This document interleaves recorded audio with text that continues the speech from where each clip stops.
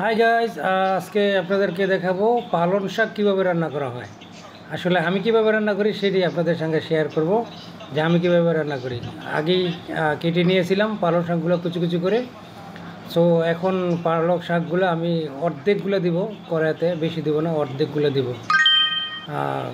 অর্ধেকগুলো দিয়ে এখন মনে পড়লো যে এখন তো পেঁয়াজ মরিচ কাটি নাই, তো আবার পেঁয়াজ মরিচ কাটার জন্য আসলাম। তো পেঁয়াজ আর মরিচ শুধু কাটবো, আর অন্য কিছু কাটবো না, শুধুমাত্র পেঁয়াজ আর মরিচ কাটবো। সো দেখতে পাচ্ছেন পেঁয়াজ কাটা হচ্ছে। পেঁয়াজগুলো একটু কুচি কুচি করে কাটতে হয়। সো আমরা পেঁয়াজ চাকু দিয়ে কাটি, যেহেতু বিদেশে বাড়ি। সো দেখেন আমরা এখন দিয়ে দিচ্ছি পেঁয়াজ আর মরিচ শুধুমাত্র। আপনারা লাল মরিচ না চাইলে আপনারা শুকনা মরিচ অথবা অন্যান্য মরিচও দিতে পারেন, কাঁচামরিচ সবুজগুলো দিতে পারেন। সো আমরা লালগুলি দিলাম, অর্ধেকগুলো দিলাম, সাথে লবণও দিয়ে দিলাম। কারণ বাকি যে শাকগুলো আছে ওই শাকগুলো দিয়ে দিলাম। তো সম্পূর্ণ শাকগুলো এখন দিয়ে দিচ্ছি। তারপর শাকগুলো দেওয়া হয়ে গেলে আমরা এটাকে ঢেকে দেবো। সো অর্ধেক দেওয়ার কারণ হচ্ছে কি, যাতে সব করা শাকের সাথে খুব সহজেই পেঁয়াজের মরিচগুলো মিশে যায়। সো চুলাও জ্বালাই দিলাম। এখন আমরা ঢেকে দেব। ঢেকে দিয়ে আমরা আবার উঠে ফেললাম। দেখেন কত সুন্দর হয়েছিল। এখন একটু নাড়া দিচ্ছি।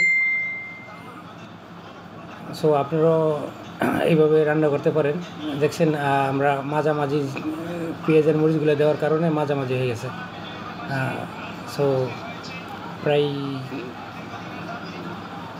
সিদ্ধ হয়ে গেছে, দেখতে পাচ্ছেন। তো আপনারাও ডেকে দিতে হবে অবশ্যই। পেঁয়াজ মরিচগুলো দিয়ে বাকি শাকগুলো দিয়ে তারপরে ঢেকে দেবেন। ঢেকে দেওয়ার পরে একটু পরপর চেক করবেন পানি শুকিয়ে গেল কি না। তো আমরা কিন্তু হালকা কোনো পানি ব্যবহার করি নাই। শাক ধোয়ার পরে যে পানিগুলো ছিল ওই পানিগুলো ব্যবহার করছি। ওই পানিগুলো ছিল, হালকা কোনো পানি দেওয়া হয়নি। তো মোটামুটি শাক সিদ্ধ হয়ে গেছে। সো এখন আমরা উঠে ফেললাম। এখন কড়াইতে আবার নতুন করে তেল ঢালছি। এখন এটা বাগার দেব। আমাদের গ্রামের ভাষায় বাগারি বলে, আপনারা কে কী বলেন সেটা জানি না। সো বাগার দেবো এখন। বাগারের জন্য আমরা ব্যবহার করছি জিরা, আস্ত জিরা ব্যবহার করছি। তারপর রসুন দিয়ে দিলাম। জিরা রসুন দিয়ে বাগার দেবো।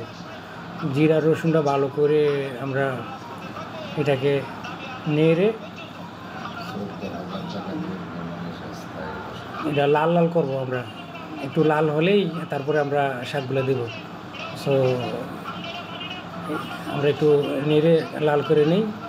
রসুনটা লাল হলে আমরা শাকটা দিয়ে দেব। আমরা শাকটা দিয়ে দিলাম। এখন আমাদের মোটামুটি 90% কাজ শেষ। আমরা এখন কিছুক্ষণ নাড়ব। নাড়ার তারপর আমরা চুলাটা অফ করে দেবো। সো দেখলেনি কীভাবে আমরা পালং শাকটা রান্না করলাম। সো এইভাবে আমি রান্না করে থাকি।